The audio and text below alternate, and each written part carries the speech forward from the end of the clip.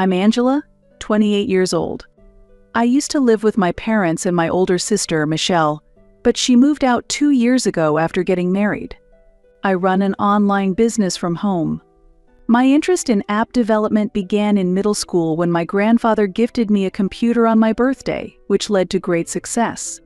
However, my beloved grandfather passed away 3 years ago. He had lived with us and was my only confidant. After his death, I've become more reclusive. My parents work during the day, and I work alone in silence. They don't understand my work, seeing me only as a shut-in playing games. Michelle has always looked down on me too. My motivation in computers was largely due to being neglected by my family. My parents always favored Michelle, paying little attention to me. I grew up enduring this, while my grandparents were the only ones who showed me love and spent most of their time with me. On my 14th birthday, my grandparents gifted me a computer, leading to my current career. I've never received a birthday gift from my parents. Now, with both of my grandparents gone, my room is the only place for me in this house. Still, I don't truly hate my parents, who gave birth to me and raised me, so I try to help around the house as much as possible. On a Sunday morning, "Angela, is breakfast ready?" My mother suddenly asks after opening my room's door past 9 a.m. Yes, it's on the table ready to be eaten. Since my grandfather's death, I've taken over the household chores. My parents think it's natural for me since I'm always playing games. I prepare all meals and handle cleaning, laundry, and shopping. Oh, did you see your dad? He had breakfast early and left. Dad's gone out again, huh? Recently, Dad has been leaving the house early in the morning on weekends. While it's not that he and Mom don't get along, he generally can't say no to her. He probably heads out early to avoid the busy schedule Mom tends to plan for him on his days off. However, since I hardly remember having a conversation with Dad since my middle school days, this is all just speculation. Michelle and her family will visit around noon today. Michelle is coming. Don't be so surprised she's your sister, after all. It's been a while since you've seen each other, hasn't it? It's definitely been a while. I think this is the first time she's come home since she got married, isn't it? Although my sister got married 2 years ago and has gone out to eat with Dad and Mom, she hasn't visited our home until now. When she was pregnant, she didn't come home, and our parents went to see her. Is there something important going on? I guess she wouldn't come without a good reason. Yeah, she mentioned she has something to talk about. She is coming home after such a long time, so make sure to prepare a nice lunch. Right? I got it. Despite my eagerness to meet my nephew, I feel uneasy due to Michelle's past coldness towards me. Realizing I hadn't received this month's grocery money yet, I asked, "Mom, can I get this month's food money? I'm about to go shopping. Didn't you get it from your father? He told me to get it from you. I don't have any money on me. Last month, I only received $50. I need the full amount this month. No, here's $30. She slams the money on the table. If you worked properly, this wouldn't happen. How long will you play around? I've told you I am working. I don't want to hear excuses. You're just playing games for pocket money. Don't talk about working when you can't live on your own. That's not true. Enough. I've given you some money. Get the rest from your father." With that, she stormed out as she slammed the door. After letting out a deep sigh, I returned to my work. Once I reached a good stopping point, I headed out to do some shopping. With an uneasy feeling lingering, I rushed to finish my shopping by early afternoon, as I had heard that my sister would be arriving around that time. After I returned home, I started cooking immediately while my mother watched the TV to relax. My father returned just before noon, and soon, the doorbell rang on schedule. "Glad you could come, Michelle. Come in quickly." My mother's cheerful voice is audible. I'm back. It feels nostalgic returning to this house after so long. "Welcome back, Michelle. It's been a while." "Oh, Angela, you're still here." Seeing Michelle for the first time in a long time, She was dressed in designer brands from head to toe, with heavier makeup. Her triumphant smile directed at me hadn't changed at all. "I'm so tired," Michelle exclaimed as she flopped down onto the sofa. As I looked for my nephew, I saw my mother holding him. His surprised and wide-eyed expression as he looked around was adorable. "What are you looking at? Hurry up and get lunch ready," my mother said coldly, noticing me looking at my nephew. "Mom, are you still making Angela do all the housework?" Michelle asked in a mockingly curious tone. "Of course. She just holes up in her room playing games all day, so she might as well be useful." "That's true. She costs money just by being here." My mother and Michelle continued their conversation cheerfully. I tried to engage Michelle in normal conversation by asking about her married life. "How's married life, Michelle?" "It must be tough with childcare and housework." I carefully chose my words to speak to Michelle. "I don't do any housework. I absolutely hate the idea of bustling about with household chores to do every day like you do." "What do you mean?" "We have a housekeeper. So I don't have to do anything." I remembered that Michelle's husband is a doctor. When their marriage was decided, my mother and Michelle were overjoyed about her marrying into money. Wow, having a housekeeper must be nice. "Is your husband busy with work?" "Yes, he is. He's hardly at home even on his days off because of emergency calls." Considering my relationship with Michelle, this was a decent conversation. However, Michelle seemed unsatisfied and stopped me as I went to finish preparing the meal. "You have such an easy life. Do you realize how much our parents struggle?" "What? You're still lying about working, aren't you? At your age, you should realize that because you're not independent, Mom has to work." "Well, I've told you and Mom many times, but I do work from home and earn enough. You don't need to worry. If that's true, then move out and live on your own. You say you're earning, but it's probably just pocket money, right? You say that because you've never really struggled." Like our mother, Michelle didn't believe I was actually working and thought I was just living off my parents without the means to be independent. "I stay in this house because it belonged to Grandpa and Grandma. It's filled with precious memories for me. I can't believe you're squatting here for that reason.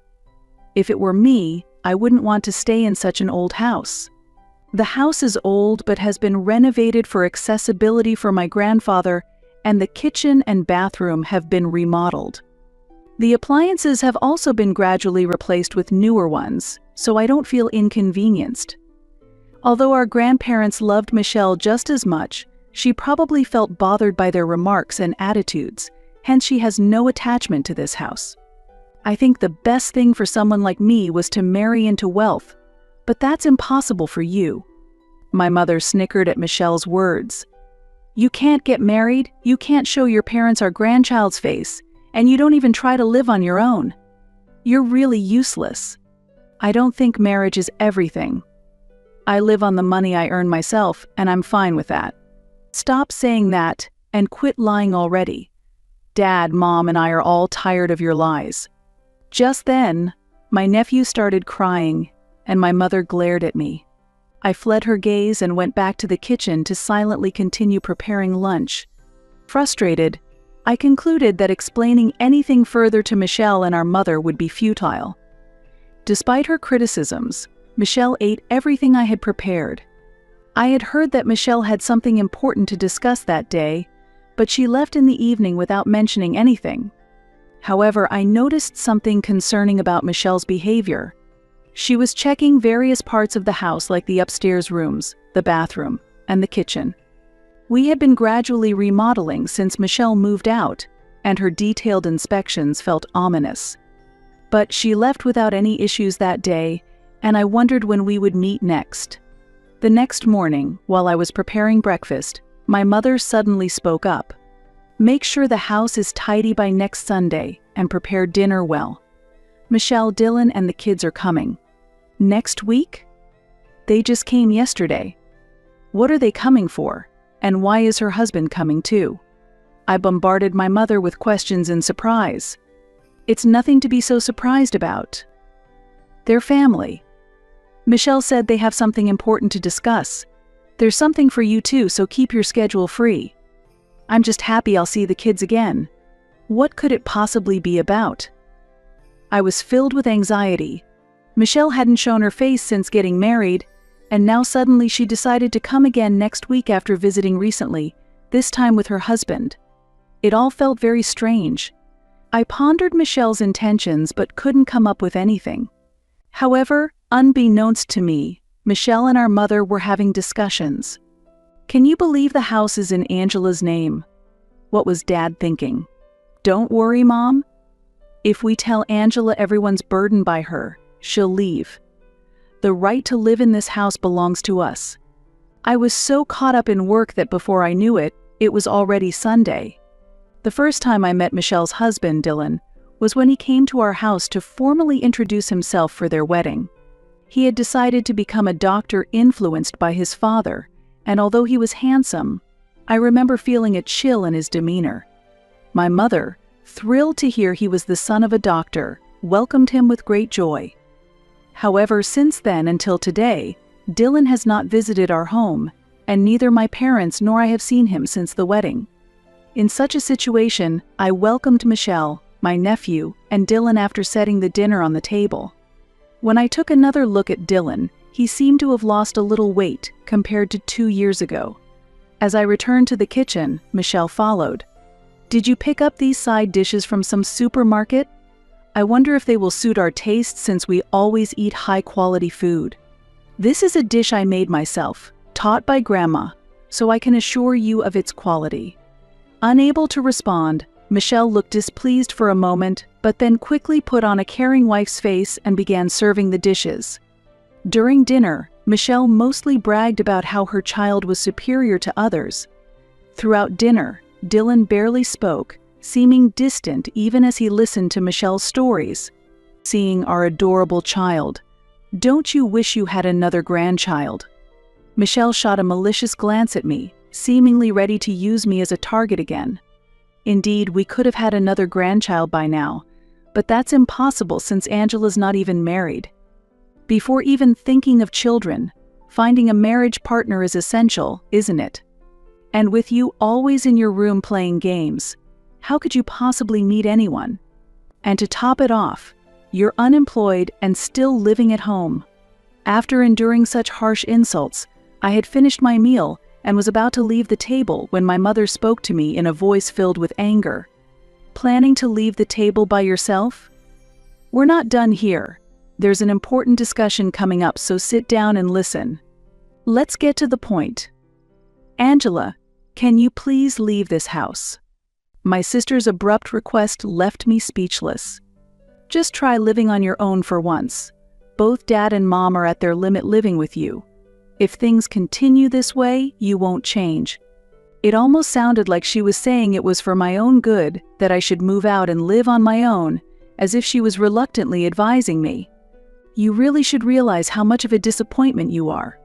Learning to earn enough to live on your own and understanding the harshness of society would do you some good. Wait, Mom. How many times do I have to say I'm working and earning my own money? When will you understand? My hands trembled with anger as I spoke, frustrated that they never listened. Just because you make a little money from your hobbies doesn't mean you're earning a living. No, I earn enough every month to pay for my own expenses. Plus, I paid for all the renovations in this house. I funded the renovations after our grandfather's death with the money I had saved from my job. My parents were aware of this because they hadn't made any of the payments.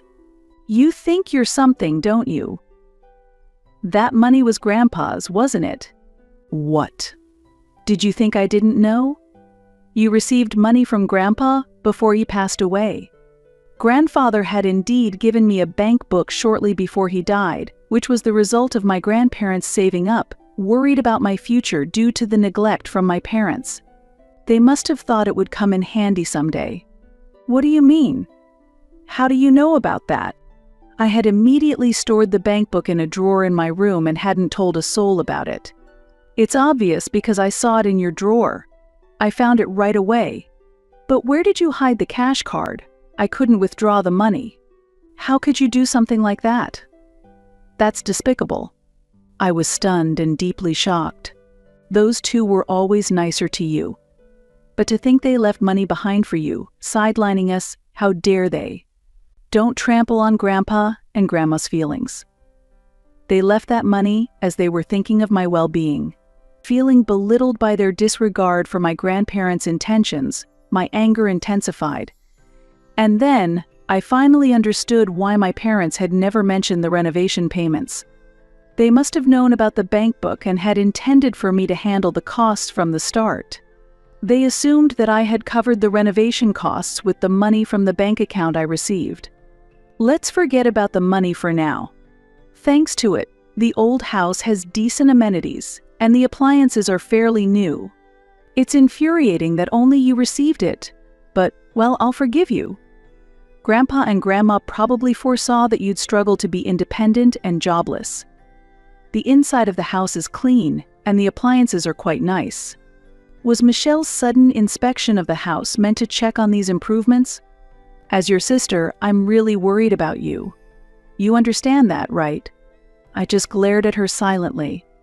Ignoring my look, she smirked and began to reveal her true intentions.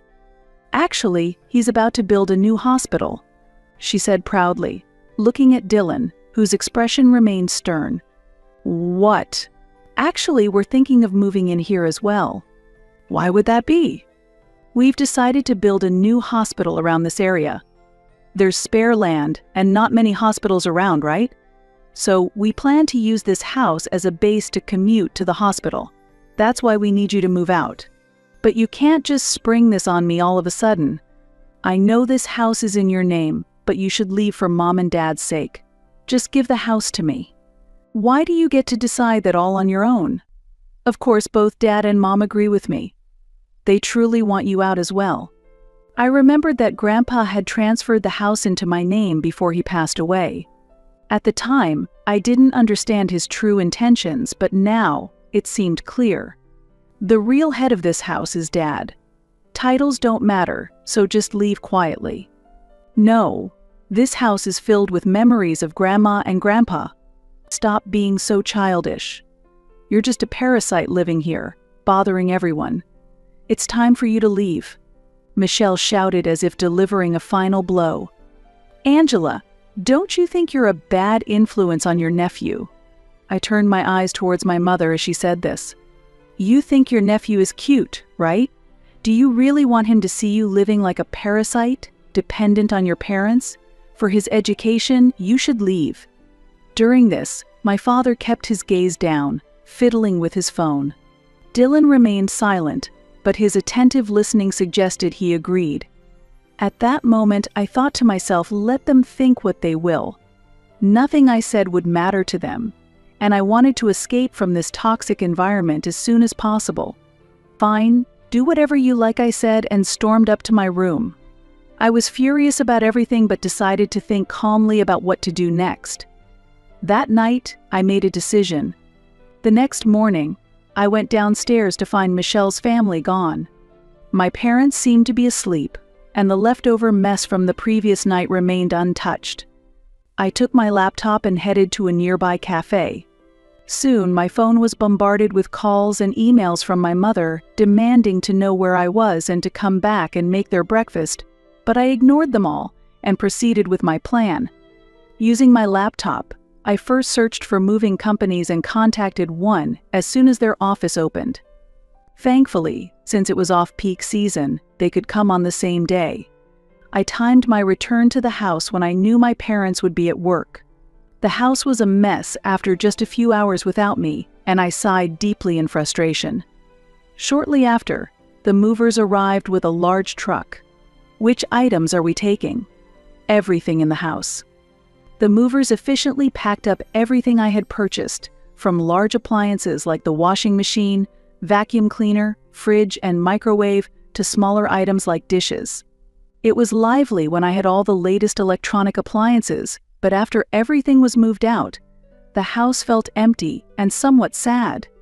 Legally, this was still my house, but I no longer wanted to be there. However, I vowed not to waste my grandparents' intentions. As I left the house filled with my grandparents' memories, I felt oddly liberated. That evening, my phone rang. It was my mother. "What the hell is going on?" "All the appliances are gone, did you take them?" "Of course I did. You wanted me out, so I'm leaving, but naturally I'm taking what I bought."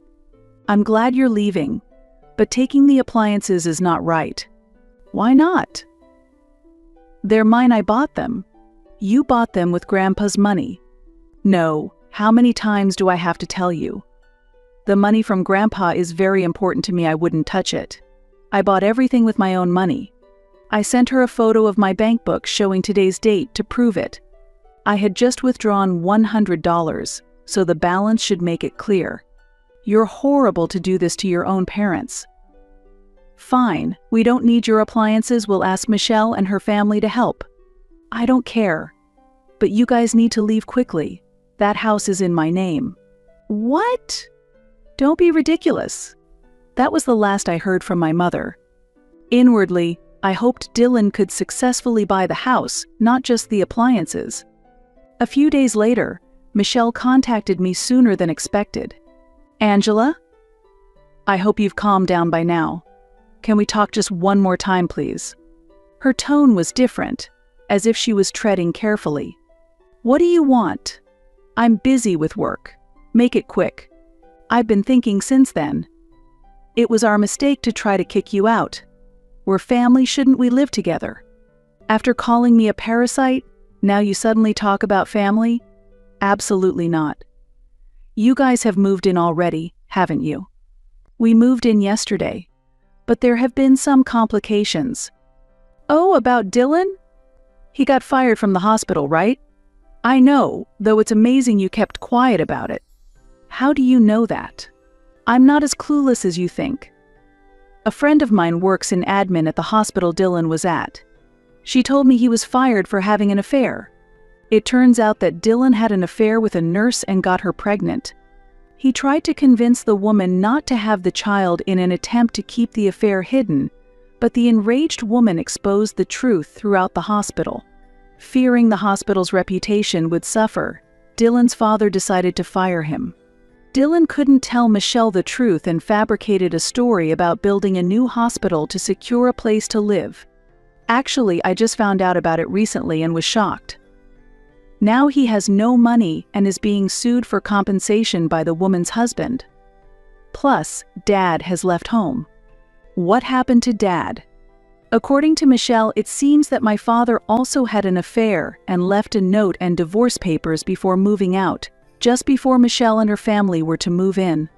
Apparently, he had written complaints about my mother in the note, and after reading it, my mother became bedridden. You can't just leave us in such a sorry state, right? Angela, you'll help us, won't you? You still have the money Grandpa gave you, right? What are you saying now? Mom showed me the photo of the bank book. I believe you're working now. After all this time of not believing I could support myself with my earnings, it's ironic they turn to me only when it suits them. Don't just rely on me when it's convenient. I'm not coming back. I've tolerated everything because the house was filled with memories of Grandma and Grandpa. But I've realized that those memories will always be in my heart. Wait, please. I have no good memories with Dad, Mom, or you, so asking for my help now only troubles me. Oh, and make sure you move out soon. That house is in my name. Yes, I had been enduring all along. Saying all this out loud made my heart feel lighter, and I was convinced that I could now find happiness. Please, Angela, you're going to abandon your family like this. After that, I didn't respond to any calls or messages from my mother or Michelle. For the first 3 months, they contacted me persistently, but they seem to have given up now, and my days are peaceful. I heard that the couple opened a hospital with borrowed money, but it attracts no patients, likely because Dylan's affair partner has spread bad rumors. My mother developed depression from the shock of my father leaving and is currently hospitalized. When I decided to move out of that house, I also resolved to sell it, and I went through with it. Seeing the notice of sale, Michelle and her family had no choice but to move to a nearby apartment. Burdened with debt and with no patience, there's not much they can do. It's none of my concern anymore. However, I do hope my nephew finds happiness, as he is innocent in all this. As for me, my work is going well, and I'm expanding my business. Grateful to my grandparents, I hope to one day find a home where I truly belong. I am determined to keep living my life to the fullest.